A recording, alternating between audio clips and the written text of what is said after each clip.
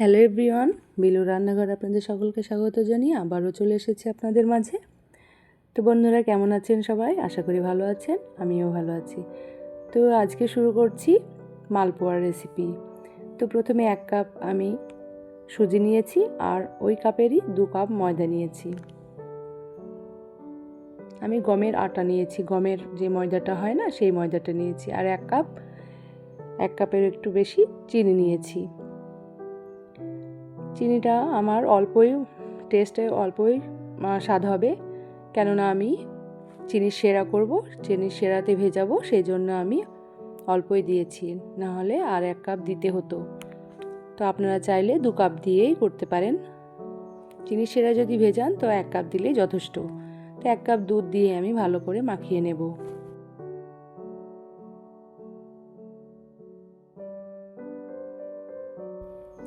1 cup দুধ দিয়েছিলাম আর 1 cup দিয়ে আমি ভালো করে ময়দাটাকে মাখিয়ে নেব। আমি ভালো করে হ্যান্ড মিক্সচারটা দিয়ে আমি ভালো করে ময়দাটাকে মাখিয়ে নেব। আপনারা চাইলে হাত দিয়েও করতে পারেন।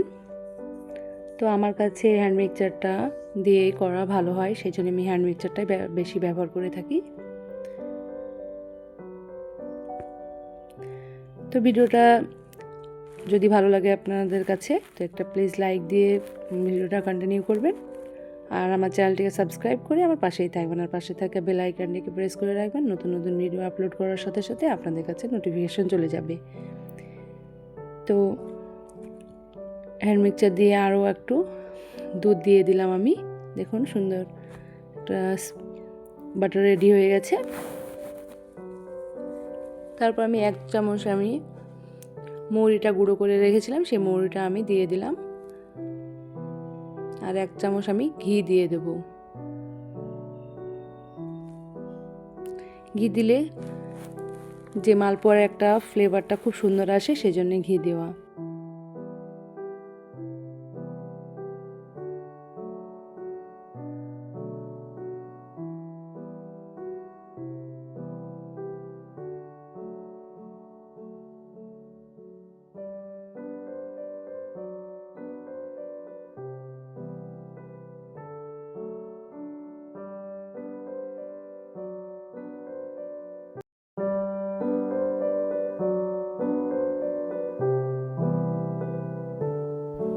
আমার পুরো ময়দাটাকে মাখানো হয়ে গেছে।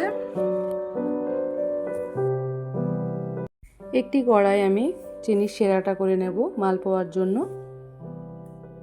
তো পরিমাণ মতন আমি জল নিয়েছি এবং পরিমাণ মতো আমি চিনিটাও নিয়ে নেব, আপনাদের ইচ্ছা মতো নেবেন। আপনারা একবার হলেও বাড়িতে বানিয়ে দেখবেন, এত টেস্ট হয়েছিল খেতে, তো সত্যি দারুণ হয়েছিল। একবার হলেও সত্যি ট্রাই করে দেখবেন আর আমার কমেন্টে জানাবেন। চিনিটা দিয়ে ভালো করে নাড়াচাড়া করে নেব।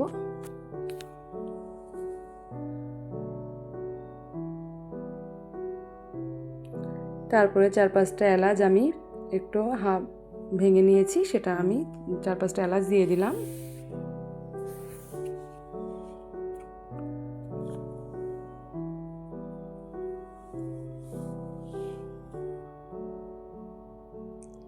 দেখুন চিনি সেরাটা ফুটতে ফুটতে জলটা অনেকটাই কমে এসেছে।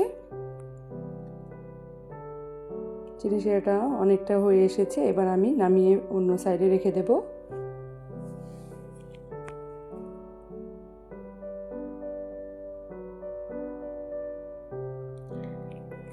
একটি কড়াইয়ে আমি রিফাইন্ড অয়েল নিয়েছি মালপোয়াগুলো ভাজবো বলে। আপনারা চাইলে সর্ষে তেলও নিতে পারেন, অসুবিধা নেই।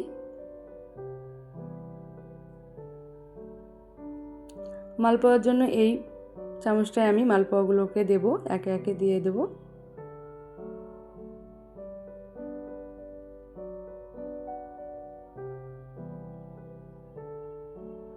অল্প করে দিয়ে দেখব হচ্ছে কিনা, সেজন্য একটু ছোট করে দিয়ে দেখছি। তো তেলটা আমার ভালোই গরম হয়ে এসেছে।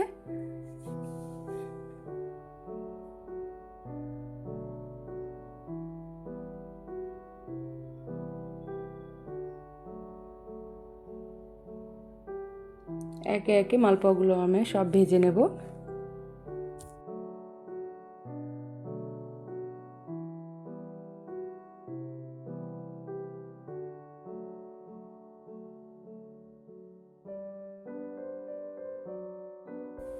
আমি কড়াইটা চেঞ্জ করেছি, আপনারা কিছু মনে করবেন না। লোহার কড়াতে সবসময় ভাজাটা খুব ভালো হয়, আপনারা সবাই জানেন। তো আমি ইন্ডাকশানে এদিকে একটা একটা করে সবই ভেজে নেব।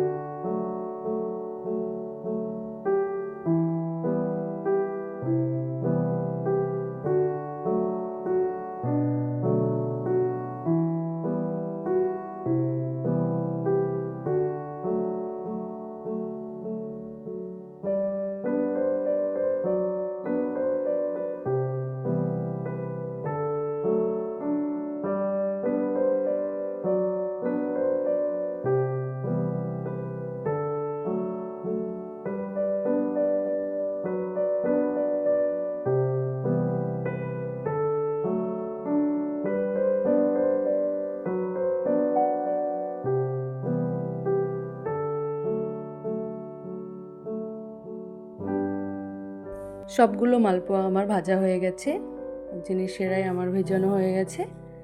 তো খেতে খুব টেস্ট হয়েছিল।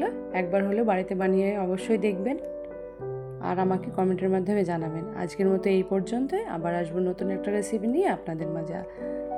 ভালো থাকবেন, সুস্থ থাকবেন।